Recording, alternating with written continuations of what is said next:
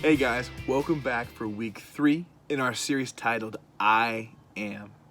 Now, much like me, I'm sure you've been in one of these two situations at least. Either you've been in a situation where you're trying your hardest to do the right things all the time and you're failing miserably, or you're not getting the credit that you feel like you deserve. Or you are in a season of life where you feel like everything's unfair and working against you and you're not sure why. And in your pain and anger and frustration, you might lash out at God. You might tell him just how you really feel about what's happening right now. You might list out the injustices of the moment.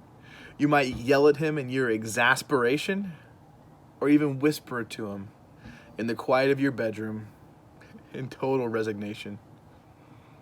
You see, we've all been there before. I know I have for sure. But the good news is that there is hope, much like our boy Elijah's going to learn today. So, buckle in. I'm going to be reading in 1 Kings chapter 19, verses 3 through 9.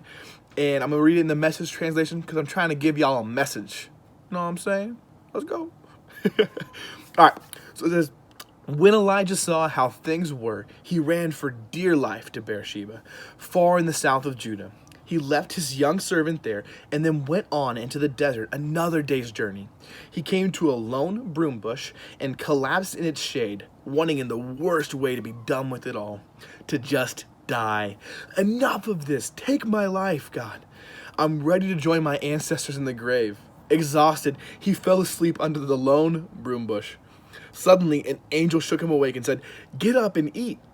He looked around, and to his surprise, right by his head were a loaf of bread baked on some coals and a jug of water. He ate the meal and went back to sleep. The angel of God came back, shook him awake again, and said, "Get up and eat some more. You've got a long journey ahead of you." He got up, ate, and drank his fill, and set out. Nourished by that meal, he walked 40 days and nights all the way to the mountain of God, to Horeb.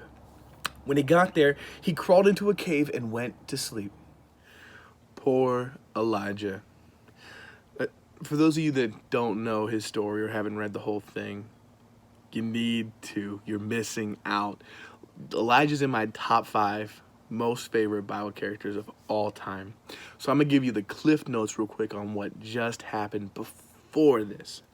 So, your boy Elijah just challenged the priests of another god to a competition where they're going to set up sacrifices or altars for each of their gods, pray, and then whoever's god sets fire to it wins. And so the other priests go up and they pray and nothing happens, and they freak out and nothing happens, and they freak out more and nothing still happens.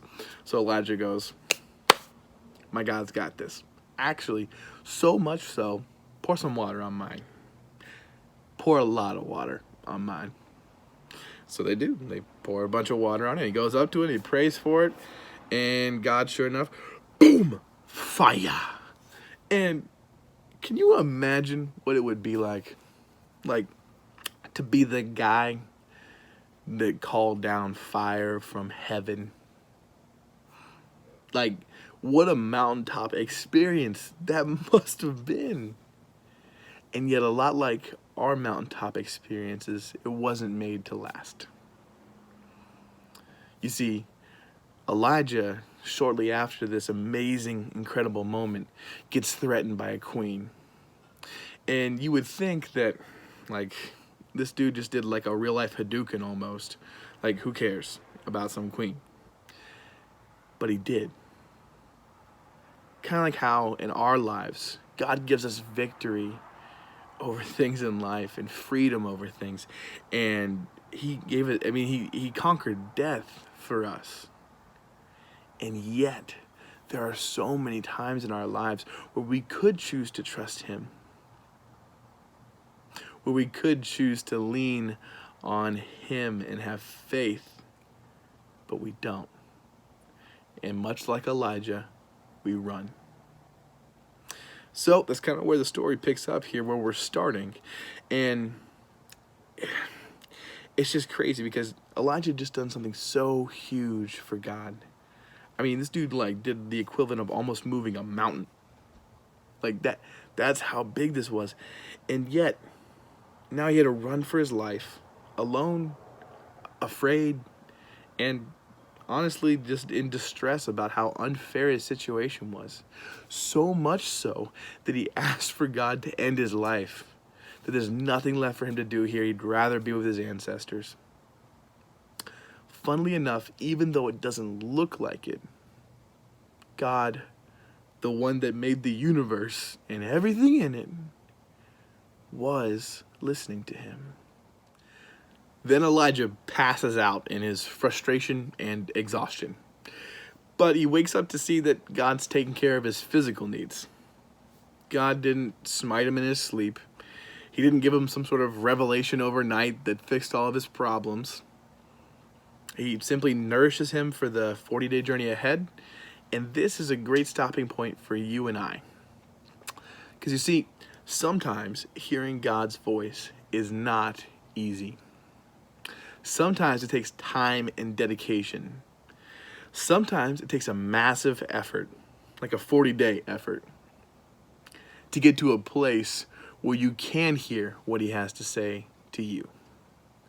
But here's an encouragement for you from Psalm 18, verse 6. This is in the NIV. It says, "In my distress, I called to the Lord. I cried to my God for help.